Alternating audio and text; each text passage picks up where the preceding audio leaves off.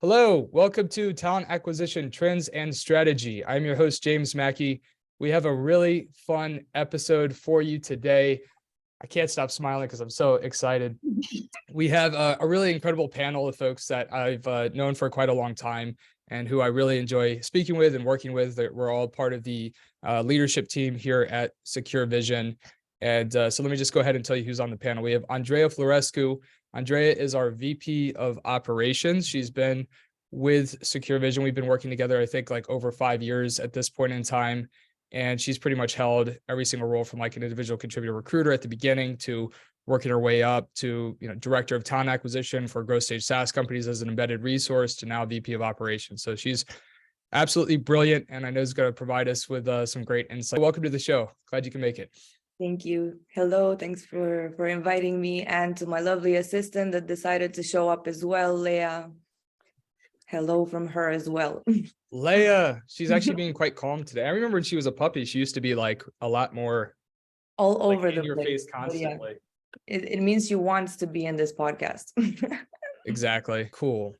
So we also have Julia Arpag. Julia is our talent team lead here at Secure Vision. She has an extensive background in RPO and embedded recruitment. She's working with a lot of tech startups and growth stage companies to help them hire talent. She has experience on the engineering side, as well as on the revenue side, and pretty much everything in between. So Julia is a phenomenal resource to really understand the boots on the ground perspective of what's happening in the talent market, working with executives at different tech companies. So Julia, and also Julia is our top performer company-wide in terms of outcomes she's producing as an individual contributor here, and also a team lead. So anyways, Julia, thank you for joining us today. I'm really looking forward to engaging in a meaningful dialogue on these topics with you. Thank you, James. Me too. Happy to be here. Cool. And the last member of our panel, we have Bridget Tesler. Bridget is our VP of Recruitment Solutions, and Bridget started with Secure Vision, I think, a couple years back, and has worked on a lot of different functions for us. Essentially, at this point, is overseeing all of our delivery and new business sales. So basically everything that touches a client from the initial engagement through the entire life cycle. She is overseeing, and she has a lot of amazing experience working with a ton of startups and growth stage tech companies, SaaS companies. And she's actually completely brilliant as well, just like the rest of the panel here. So I'm really looking forward to this. Bridget, thank you for joining us today. James, thanks so much for having me. I look forward to a very robust conversation. Yes, it's gonna be a good one. So, all right, cool. We have a few really cool topics today. We're gonna start off with layoffs in big tech. There's been more of an emphasis lately when it comes to layoffs in terms of companies, big tech companies, really highlighting the fact that they are making performance-based cuts. So we want to dive into that. We're seeing companies starting to hone in and focus on asking managers to dial in on who the potentially 5 to 15% bottom performers are on their team, opposed to potentially several months ago where we were just more so seeing general layoffs that were due to business needs and market downsizing. We're starting to see more of an emphasis on performance. And I think what I also want to dial into is that really just more so because this is trending, or is this actually companies are actually being a little bit more transparent about moving forward with performance-based cuts? But specifically, we really wanted to get into what's happening over at Salesforce with Mark Benioff and the statements that he's made about cutting off low performers within the sales organization and some of the consequences of that. So just to start us off, I would like to, Andreea, maybe we could start with you. Mark Benioff's basically come out and said, look, most of the results from our sales organization is happening from, it's not happening from the vast majority of the people that we have. It's happening from the top 50%. So really, we should be doing a lot of cuts, performance-based cuts. And I'm curious to get your thoughts on how he handled that and how he's bringing that out to the world and communicating it. Yeah, well, it's a loaded topic for sure, and one that's very, very complex. I feel like it does have a lot of implications as well. And I feel that those implications should be the focus. One of them being, if you're that straightforward in announcing that you're eliminating your lowest performers, what are you showing for us to see what you've done before this, before the announcement, right? Were there reviews, performance reviews? Were there conversations with those people? How did you try as a company and as an executive team and as management to really make sure that those people would be succeeding? So it really speaks a bit, and those implications are also related to the management of the company. So I feel like when he does things and goes about things this way, it not only shows something that he wants to be about the employees that were not performing, but it shows something about the company as well in my eyes. So that I would say is a heavy implication. And then another implication is the pressure on the remaining team, I feel. They're always kind of on the edge of, what does it actually mean to be a top performer? That's another area that we should go into, kind of that clarity needed from your management team of what it means to be a top performer. But beyond that, people will inevitably find themselves in the situation asking themselves, am I going to be part of the next cuts? Am I going to be considered a low performer? So I feel like it has certain stressors in multiple areas. But I'm curious about your thoughts as well on Mark's comments were probably directed at investors and the board, right? And I think that in that position, you have to be very conscious of the fact that you are, when you're publicly communicating, you have to be communicating. You're basically leading and guiding two sets of folks that may not necessarily always have their interests aligned, and you have to communicate in a thoughtful way. So giving the ultimate benefit of the doubt, which I don't, this isn't necessarily my belief, and we're going to dive into the nuance of this, but it sounds like to me, this could have been a conversation that he was telling to investors. He wanted to communicate like, look, this is a tough market. We're making tough decisions. We're going to do this the right way and make the business analytical based decision. But there was a huge miss here in terms of how he communicated this to the public. And one of the articles that we're going to post in the description is a article that actually Steve Cadigan posted. He posted the article yahoo.com, and he gave his comments on basically Mark Benioff's decision to communicate in this way. And he provides a lot of really good points into why he believes that this was miscommunicated. So we can dive into Steve's points in a moment. But I think, my high level take is, he wasn't considering all the employees and all the folks that were leaving. This was something that, he was probably trying to communicate to his investors, and it didn't come out the way that I'm sure now in hindsight he probably wish he could retract and rephrase. Or maybe he doesn't, but it's possibly, it could have been a little bit more tactful in terms of how it was presented, right? Well, he's not the only one, though. Like Meta did the same thing. Like people seem to be announcing very publicly, and people's a broad statement, but a lot of leaders of huge tech companies, I should say, don't seem shy about saying, hey, yeah, we're going to cut our lowest performers. This percentage of our company is going to be gone because of their performance. So maybe he regrets it, but I think more likely this has just kind of become the way these leaders are communicating for whatever reason.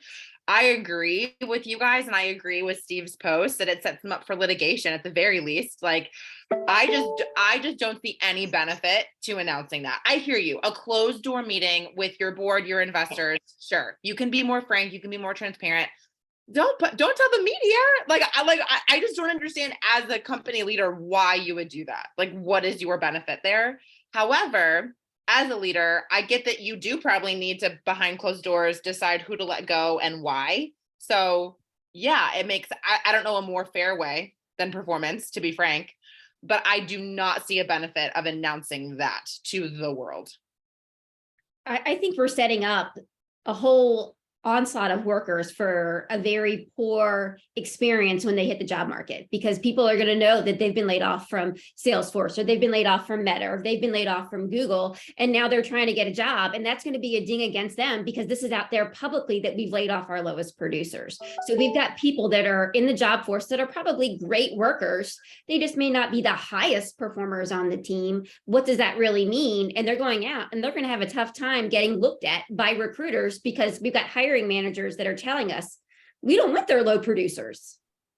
Yeah, and I think It's what's a weird mess. is so the other thing too is that they've been laying folks off for the past several quarters. So if those weren't performance-based and now these are performance-based, from the perspective of the folks that are interviewing people that were laid off, like, are they going to really know? Or like, there's that whole element of nuance that makes it difficult. I do think, like, Julia, just like your follow-up point, a point to what you said about like, what's the point of letting the media know? Well, they are a publicly traded company. So you could make the position could be like, well, we need investors, not just the board, but the everyday investor, like folks like us, to understand that they are making these tough decisions. I guess the other aspect is, if these CEOs seem to be coming about it publicly, maybe they do feel like from a media perspective, they're more concerned with the stock price than the overall sentiment of, how people may feel about them communicating in this way. I think I agree with Steve Cadigan's point about like opening themselves up to litigation. And so my thought process is like, look, like, even if this is a performance-based cut at this point in time, like really unless you're looking at the media benefit of protecting stock prices, maybe earnings are taking a hit in some cases, some of these companies or whatever it might be. I don't think that's the case with Salesforce though. But you need to project that you're making strong business decisions. Mhm. But if that's not the case, then why say anything at all? Make the cuts. That way it doesn't necessarily impact the folks that are leaving as much. I could argue back and forth with myself all day, because the other thing I'm thinking too is like, well, it's also kind of people may not like this, but if you're positioning as a low performance cut, it's kind of a kick in the ass for everybody who remains. Like, okay, shit, like our performance is actually being evaluated now, which typically at these larger enterprise companies, I don't know, it's a little bit softer than it is for us in the startup and growth stage world. So anybody else? Yeah. I agree with that, honestly, like as an employee, not the one making the layoff decisions, but as someone who is working and surrounded in this like tech culture of layoffs are happening. And we see it on LinkedIn, on our feeds every single day. I'm very aware that that's why I get paid, like because I'm performing at a high level, because I'm producing. So if anything, I'll be honest, like I said, I don't know of another way to make this decision. Hear me say, if it's 2023 and you're paying for office space, cut that first before you cut your team, in my honest opinion. I've been remote for 5 years, like even before COVID kind of made it a bigger conversation. So I've been pro remote for a very long time. But I think personally, if you've already cut everything else you can possibly cut, I think it does kind of make sense to look at performance to make that decision. And then I agree. I think you as an employee should understand your job is not your family. Like you can be cut, you can be let go. Your performance and your production and your work does matter. And it does matter that you bring value to the company or that you don't. Like, just to be frank, just to be blunt, I don't know how else to make a decision when the market gets tight about who stays and who goes. That's actually fair to your team. Yeah. Right. Andrea, what do you think? I agree with that too, but I think it also reverts a bit to clearly set out expectations and goals and metrics for teams, right? They need to know what top performance looks like, and they need to be in the know when they're not in that area, right? And they need to be working with their manager, with their team. So yes, I agree with that, but at the same time, I feel like a lot of people were really surprised by these layoffs. So I don't know if all of them were actually in that situation. I know a lot of them were employees that were there for maybe a decade or even more. So I think it's about the transparency into that. And that's what I'd want to know more when they come out with these statements. I'd want to see them followed up with more information, more transparency to really back those things up, if they're made so transparent in the first place. Yeah, and I think so. I'm going to reference another one of Steve's points. And again, we're going to put Steve's LinkedIn post in the description so people can take a look. And Steve, first chief HR officer of LinkedIn, guy's really brilliant. And he said, letting go of thousands of so-called low performers is an admission of poor leadership. You are incapable or unwilling to help your people improve, or you are incapable of hiring thoughtfully, or the goals you set or maybe the goals you set were unreasonable. Exactly. So that's like, and that is a very down the pipe chief people officer perspective. And I think you have to agree to some extent. It's like, okay, if you have to cut like a very small percentage of your staff for being low performers, that's one thing. But if it's thousands and thousands, does that mean that it's improper leadership, or should it be looked at as a percentage of the overall staff that you have? Like at some point you're going to have a certain percentage of the team that may not be producing to the level that's needed. So it could be like, well, 1,000 seems like a big number, but when you look at a company that has 50,000 plus employees, is it really, like, what do we consider acceptable? I don't know if anybody here has follow-up thoughts on that. I think it's a really complex situation. And I think when, especially in the Salesforce instance, you're looking at this plethora of people hitting the job market and being labeled as low performers as we're releasing a Matthew McConaughey Salesforce commercial that had cost how many millions of dollars to produce and put out into the marketplace. Is that pouring salt in people's wounds? Because that just came out this past fall. I think that, we're looking at people as numbers because in a lot of businesses they are.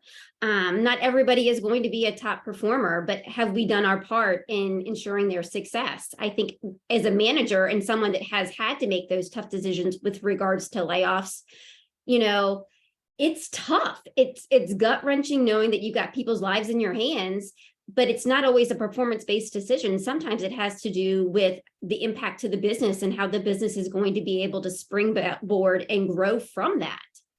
Yeah, you're right. I mean, that there really is something to business needs. Like, I think sometimes in the startup world, particularly, people position performance payoffs as business needs because they don't want to just come out and say that somebody isn't producing.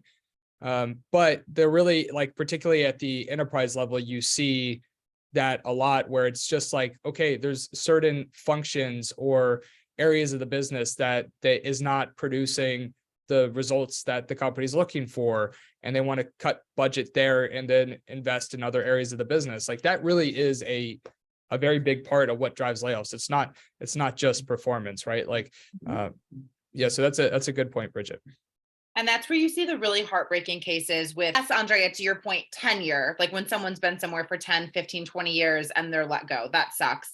But I'm honestly more heartbroken when I see the posts that are like, I just saw a BDR the other day who posted, I just booked like 20 meetings in a week or something crazy. And then the next day I was let go. Like that kills me when I see people who do say that they're top performers and they have specific metrics to back it up, but it was some business decision, either we're shutting down this part of the company or we're shutting down this market or whatever the case may be, where truly their performance didn't matter and their performance is not why they're being cut.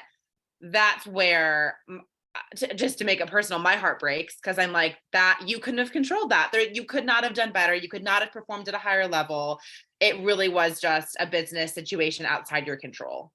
Right. Sometimes it's last in, first out. I mean, sometimes you just never know what the formula that a company is looking at in order to eliminate headcount, to eliminate that overhead of full-time employment. And so it's a sucky situation. I mean, sometimes companies are doing it so that they can bring in more innovation because they've had people in there for 10, 15, or 20 years, and they want to be a more innovative organization and bring in that fresh young blood. But there's also going to be salary savings. Yeah. And I think this is just the final point that Steve makes in his post is when people hear that are staying at Salesforce, how people are laid off and how those folks are treated and how it's positioned in the market, it also impacts their own psychology and potentially buy into the company's mission. And so, Steve mentions that maybe this is going to create a fair amount of bitterness from the folks that remain on the team. And is that necessarily, could this potentially negatively impact their engagement as employees? 100%. I don't, you think so? Okay. Oh, yeah. All right. So you think in this specific situation, like, so there's like the high level, like perspective, right, of how you treat people will impact people that are leaving will impact the people that are staying, which I do agree with. You think in this specific instance, that's going to be the case too?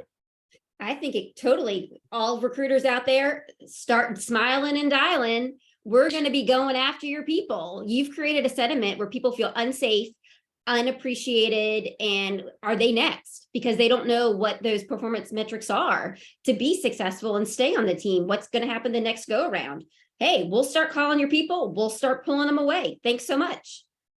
Yeah, I think so. I mean, I think it's interesting, right? Because I could see some situations in which there are very clear performance expectations for revenue organizations where if you are very clear about what is expected of you, and if those goals are not hit over a very certain period of time and structured support and feedback has been provided, that actually following through on saying, hey, look, we have a contract here. We are paying you a salary in return to produce an outcome. That outcome is not being reached. So we're going to need to part ways. When it's done in a responsible way, I could see that as actually having a positive impact on productivity and making sure that everybody understands. But again, I think what we're saying here, and Bridget, correct me if I'm wrong, but I think what like you're saying and like what Steve's saying and what everybody's saying is that it doesn't sound like people feel like that's how it went down. It doesn't sound like people felt like there was the right structure and process in place, and that Mark's comments were a little bit brash and not exactly dialed into not aligned with the experience that employees had at the company, right? Correct.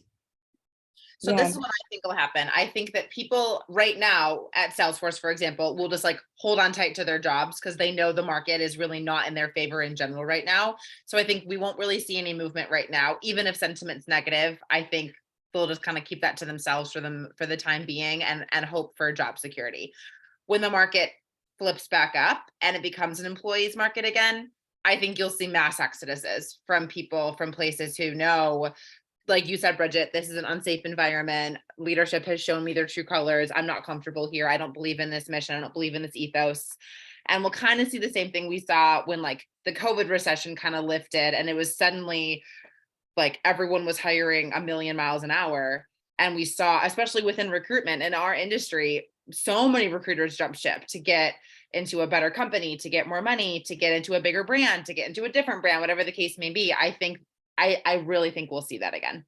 I do not think that that's going to happen because the benefits and the salaries that Salesforce provide are really good. And quite honestly, it's a lot more cushy than a lot of the jobs that we see working on our customers. So I think when the market bounces back, people are going to be like, oh, well, things are getting better now. I think I feel safer. I don't like what he said or that, but overall, like I see that this is going to enable me to do X, Y, and Z. I don't think that people are going to actually jump ship once the market gets better. Personally, I see what you're saying. I just don't think that's going to happen. James, let's put money on this, man. Let's see. All right, I'll bet you. Okay, like $10. All right, fine, $20. $20. Whoa, high roller. Okay, let's put some real skin in the game, James. Come on now. Everyone listening, we'll let you know who gets $20 in 6 days. Well, what's the bet? So the bet is that there has to be some kind of data-driven aspect. A percentage of Salesforce that ends up quitting. Which okay, if it's like a larger percentage. Data, so we have no way to really figure this bet out. Well, but if we can figure it out, then somebody is getting. Then someone will get $20. Yes, yeah. Like people aren't gonna. I really just don't see it. Like, I don't know. There's still going to be like the benefits of working here are better. From the perspective of someone who prefers working with little scrappy startups. So I guess from my perspective, I would be out of there. I'd be like, guys, you're crazy. I'm leaving. Goodbye. Well, but right. You're right. Maybe the people at Salesforce would rather be comfortable. I don't know. I guess I just have a different mindset personally. So. Right. Yeah. But like, so you wouldn't be at Salesforce in the first place, or if you were, you would leave anyway. Like, yeah. You know what I mean? Like, I don't. And this comes down to like people getting freaked out that big tech's laying people off. It's like the whole concept of W-2 provides this false sense of security. It really does. And like a lot of people just think like, oh, if I'm W-2, it's secure. Like, too, like a lot of the older generations looked at working for a large company as stability. And that used to be a big thing in the United States, not really anymore. I think it's more so still in Romania, Andrea, right? Where people look at working for like the Oracles and Accentures of the world as like, that is success, that is stability. Am I wrong or am I right there? Yeah, it's still very much the case that is the way people think, that they're more stable at the larger company. But as it's been proven in the last 3 years worldwide, the same has happened in Romania. So it's really a false sense of security. Yes.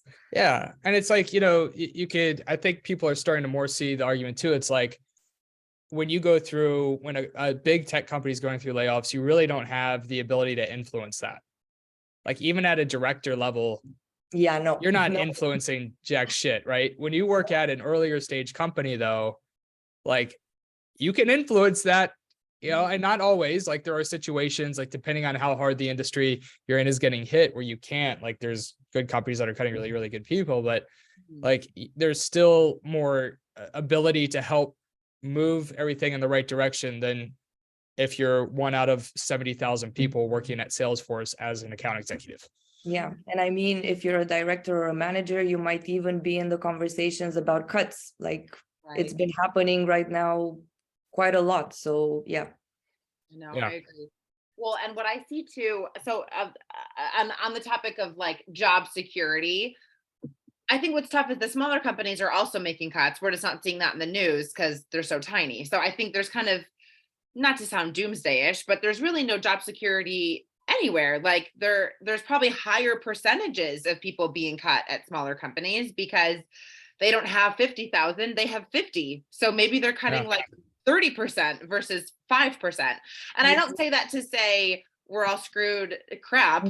I say that to say, I mean, we as the employees, like, I think we just have to kind of accept the culture for whatever reason is that there is just an inherent risk to us if we're going to work anywhere, I guess. And I think that's why I come back to the performance conversation, where I'm a huge fan of controlling what I can control. And I get, again, like I said, there's times when I can't, there's times when employees can't, but that's what I think is kind of the big takeaway of this market downturn is, okay, Right. I'll do the absolute best I can do. And that's really it. And I think a very good point, a final one, if I can, on this topic is what you just said, Julia, because this is happening a lot in smaller companies, maybe even a lot more than in big tech. And at the end of the day, yes, it's gut-wrenching for everyone, but whoever's worked at Google or Meta, they're gonna maybe have an easier way of finding a new job than someone in a smaller company that's not so well known. So I think it's also about talking about those people too, supporting them as much as we can, all of them, but them in particular. I love it. We have about 20 minutes left. And I think this is a good time to transition. We want to talk about Chat GPT. I got the letters right. Yes. Way to So go. so anyways, I think that let's high level talk about it. And then, well, no, let's talk about the direct application to talent acquisition and sales, like revenue, talent acquisition pipelines, the impact it can have there. And then we can spend let's get through that in 5-10 minutes. And then we can discuss just holistically its impact on the world business, all that kind of stuff, because I'd really like to dive into that. So anyways, has anybody done any research here on how we think it's going to impact talent acquisition? Who wants to kick us off here? I can. I've read up a bit and I've tried it in certain aspects, and I'm trying to see what we can use it for Secure Vision more strategically. What's important to say is, first of all, it's not perfect, right? So whenever you do go to ChatGPT to research any type of information, be sure to double check that information, right? Whenever you're trying to find out something that's super accurate. It's still not at the point where it just spits out 100% solid information. So that is very important to know. What I've seen online, other recruiters try to use it for, you can use it for a variety of things. Maybe you need some interview questions for a specific position. Maybe you need some help with Boolean search strings. And I actually think this is one of the biggest, more useful use cases for us. Ones that would imply less manual labor on the side of the recruiter. So if you want to do a Boolean search with top 50 companies in a certain industry and add them to a string, ChatGPT can do that more easily for you than you could do it on your own. So that's a pretty solid use case, I would say. Then you can use it to create messages towards candidates, write-ups about candidates, so certain templates basically. But I would advise caution here as well. First of all, because already there are tools out there that tell you if a certain text was created by ChatGPT, so people can actually look that up. That's important for you to know. And again, everything that it spits out right now is pretty generic when it comes to templates, outreach messages. So please customize, please don't use them as they are. I would use ChatGPT for now as kind of a brainstorming thing. And wherever you can remove manual labor and recruiting, try to use it. But these, I would say, were the most common use cases that I've found. Any other ones that you guys I've can seen it for like writing job descriptions and things like that, that it could be effective in that perspective. I think that, you know, it's really cool, and I'll like to see how it evolves. I don't know that it's necessarily something that I am 100% on board with today. I think there's a human element that's got to remain in the recruitment function. Exactly. Would agree 100%. And still, it's not at that point yet in terms of the tech. And it still has a lot of issues. I saw a very funny video where a physicist actually gave ChatGPT a university physics test. It actually did pretty good, got like 9 out of 11 or something. But the really weird and funny part was that it was trying to convince the physicist of a bad answer it gave. And it was trying to convince the person that a number is smaller than a number that was bigger. So like 47 is bigger than 63. And it would be super adamant about it and try to explain it in various ways. So again, be wary from this perspective. I feel like I've also met people like that though, where you're just like, I no, was that's gonna not say right. that's a toddler. Exactly. Like that Yeah. makes sense. Yeah. Exactly. Well, yeah, and I think too is like, remember, like we're always talking about how run talent acquisition like a sales organization. And so basically any of the applications that we're seeing in sales can be used here. So everything from like lead generation to customer service, you know, personalizing communication on like chat bots, right? So we're seeing chat bots on the home pages of websites, but it would be cool to see more of that on careers pages. And I think it would be pretty cool to have like a chat GPT chat box answering questions that applicants may have. I think that that's a nice element in addition to having like the you know, the videos that we always recommend, from, you know, videos of having employees answering a very straightforward question about what is it like to work here? What's your first 30 days like? Like, how is success measured? We love all those little videos. And I think the chat bot would be a nice additional element that would be a lot smoother than what, you know, people could have leveraged in the past. It's going to be a much better experience with this tool. So I think that's pretty cool. What about, like, has anybody given thought to Chat GPT's potential to remove bias from the hiring process? You're saying where ChatGPT is used to evaluate a resume on merit alone, and then basically give a thumbs up or a thumbs down to the recruiter, like this person's qualified given the job description? Yeah, possibly, or just using AI technology in general to remove bias from the interview process, to try to remove human error. You know, there's been all sorts of studies. Like we just did a recording the other day with somebody on the Talent Acquisition Trends and Strategy podcast, which was talking about some studies that showed, you know, very significant bias within the recruiting process. And he referenced a couple of articles. I think one was it was pretty, like, the worst case was, I think this was like 10, 20 years ago, where if somebody had a name that sounded African American, then their callback rate was like significantly less. And so those are glaringly obvious ones, but then there's also ones that are a lot less obvious, right? Like just different biases throughout the process. And, you know, I think people are looking at these types of AI tools as another way of thinking about how to remove bias from recruiting. So it's just going to be interesting to see how tools like this are going to be used for that. And I think, yeah, like what you said, like the idea of a resume screen and data collection, Data processing is probably where it could have the biggest influence from the start. Helping generate maybe like custom questions, maybe reviewing custom questions, trying to remove certain language from job descriptions and custom questions that could be unconsciously biased in a sense, or exclude certain folks based on how it's worded.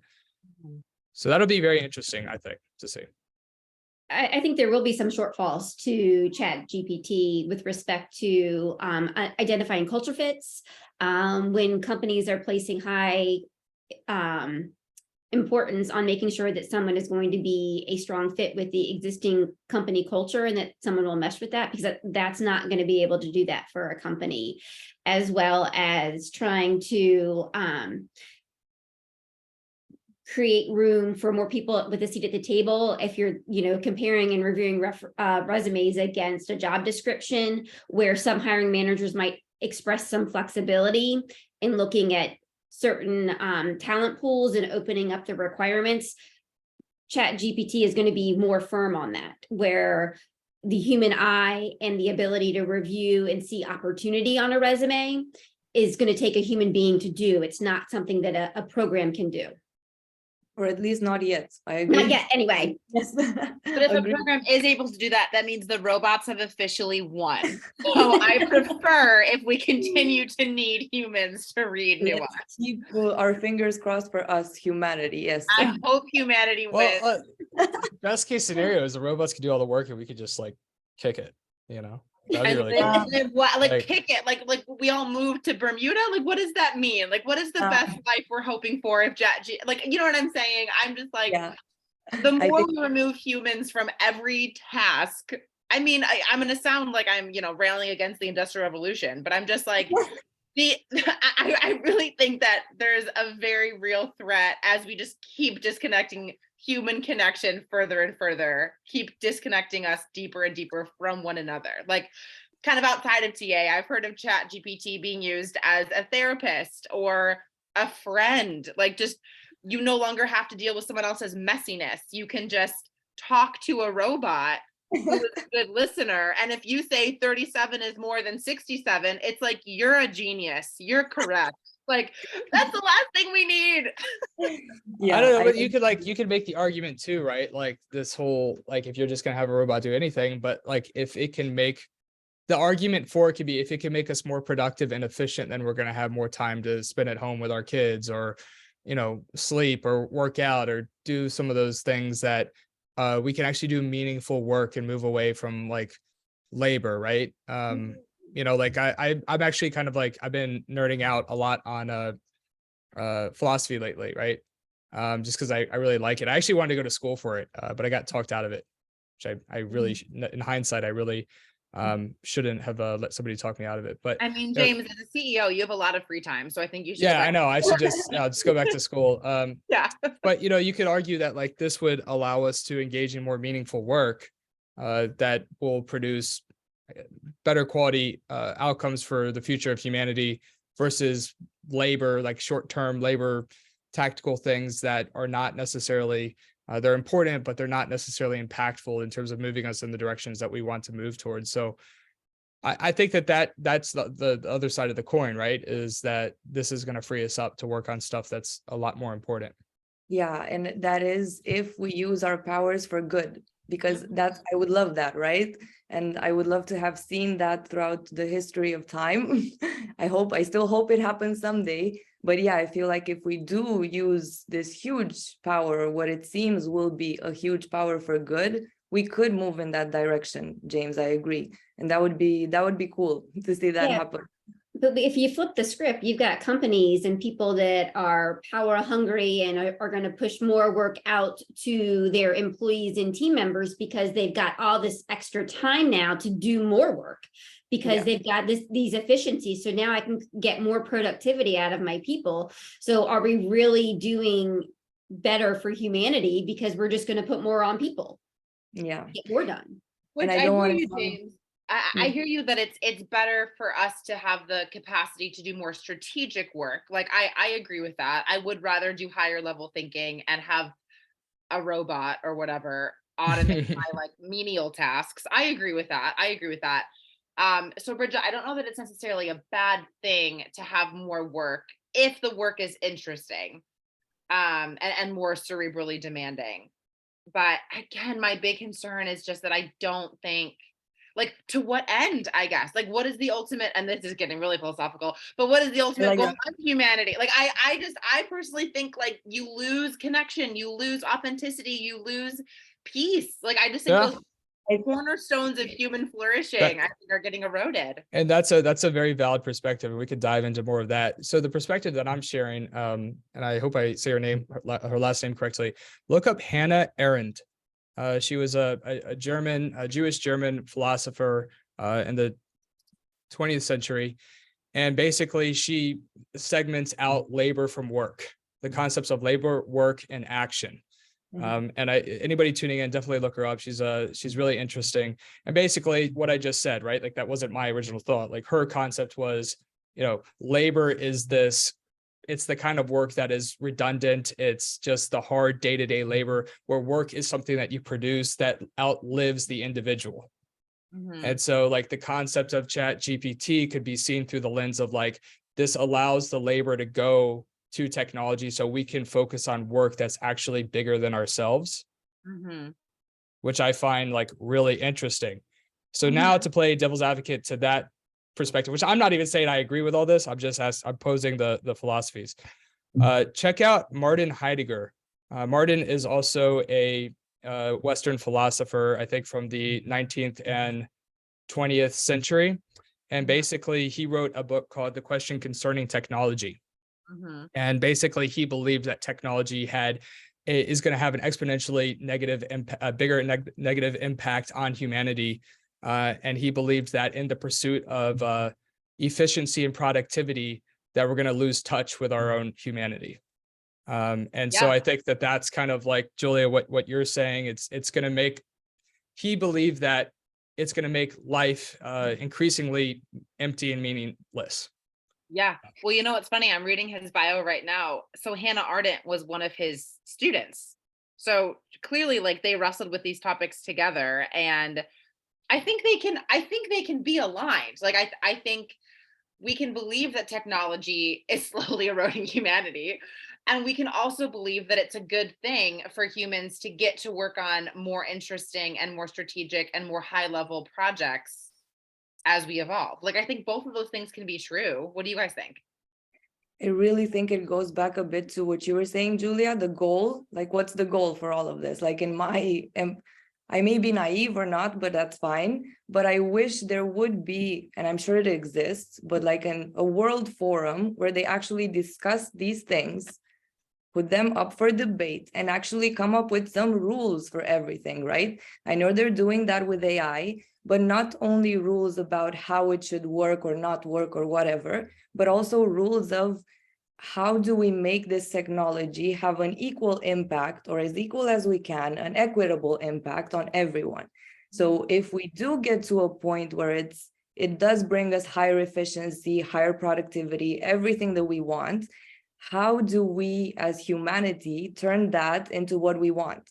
Less work or less labor, whatever definition you mentioned, James, there, but more meaningful work. And how do we prevent that technology from doing what you, Bridget, mentioned, giving us even more work and kind of profiting off even more? So I think that's the biggest conversation we should have. And it seems like these two philosophers were having, James. Like, how will it actually trickle down? Well, right. And the United Nations, like, this is also where like you get into the conversation of ethics, right? Because we like, for these AI tools, we have to be thoughtful about like what ethical standards are we imparting or putting into these tools, and that's in like coming to an agreement on what is acceptable. And that's really complicated because people have different philosophies on ethics, right? That, like, there's a whole concept of moral relativism, and that's a huge problem in foreign policy. What one culture believes to be a value set or a priority could be completely different from another culture. And so how do you actually determine what is the quote unquote right thing to do? you have the theory of like consequentialism, which basically means that an action is right if it leads to the best overall outcome. And that's what really scares folks when it comes to AI. It's like, if it has this mission of something that isn't aligned with humanity and it sees us as in the way, well, it leads to the best long-term outcome, right? Or, the concept of like doing anything but, by any means for the ultimate right outcome. So it's okay to do things that, we would potentially as humans consider to be, or a lot of us might consider to be bad, but it serves the concept of the greater good, right? Right. So there's that, or you could take the other approach of like, what is right is the decision right in front of you, regardless of the long-term consequence. Right. So if you wouldn't do it on an individual basis, it doesn't matter what the long-term consequences. It's still, it's the merit of something being good or bad is on this immediate next thing that you're doing. And I forget what that one's called. That's a different type of study. So anyways, it's just interesting, right? Like, how do we do that? How do we agree on that? It goes back to what are you analyzing? Like, okay, different cultures and stuff, but you're looking at, I don't know, the well-being of people, of your citizens. So if you look at that, it's pretty standard, I would say. A good wage that is calculated based on the prices in that country and the minimum that you would need per month, shelter, like there's certain things that are arguably universal, right? So Agreed. I think that's where the conversation begins. And then, yes, a lot of nuances, just like you said, James, based on culture. But yeah, I feel like philosophers are having this conversation and it's great. And I'm seeing this discussed a lot, but I would love to see it discussed more in the higher levels of like governments, not only, I don't know, news or media or us in a podcast or philosophers, but actually governments. I was gonna say, we're that World Forum. Like, we're in the US, you're in Romania, like we're doing it. It's happening. Yeah, true. Well, it's Awesome. You've made it. It's funny. It's the same. I don't want to. Yeah, I'll say it. It's the same. Talks me out of like learning philosophy. Like everybody's like, oh, these types of things, ethics, philosophy, these aren't important. Go learn finance. And now we're like at the edge of like AI, and this is what people need to help put rules around these systems to protect ourselves. And it's like, now you're like, hey, what do we do? Nobody we're talking about. And it's like, Congress couldn't even understand the freaking revenue structure for Meta. Like, and then now we're expecting them to understand the different subsegments of like ethics. Exactly. And like, I mean, come on, like there's no way in hell that they're going to be able to have. And that's like, the United Nations is now putting together a lot of talks when it comes to AI. And Andreea, I think you're right? Like it's there are things that ethically, like on a universal level, that we agree is important, hopefully, right? And you start there. But anyways, yeah, we could talk about this probably for. I hope they do that. I really hope they continue and actually have the proper conversations. We'll just wait and see, I guess. Yeah.